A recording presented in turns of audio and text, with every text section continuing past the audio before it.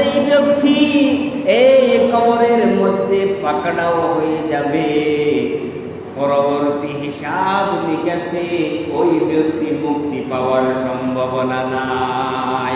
ও আল্লাহর বান্দা, আপনার হায়াত থেকে 70 বছর চলে গেছে, 50 বছর চলে গেছে, 80 বছর চলে গেছে, আপনার হায়াত থেকে 40 বছর চলে গেছে।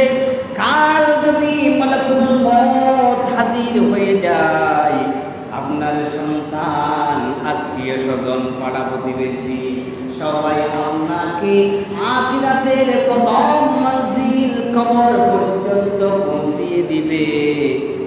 ওখানে হিসাব নিকাশ শুরু হবে। ওখানে হিসাব নিকাশ দেওয়ার জন্য আপনি কি তৈরি আছেন? আপনি যে আমল করছেন ওই আমল কি কবরের হিসাবের জন্য যথেষ্ট?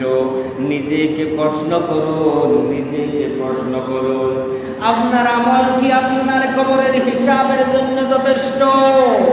এই কবরে যদি আপনি আটকে যান, কিয়ামতের দিন বাঁচার সম্ভাবনা নাই। এই কবরে যদি আপনি নাজাত পেয়ে যান, তাহলে কাল কিয়ামতের দিন অনায়াসে আপনার নাজাত হয়ে যাবে। সুবহানাল্লাহ।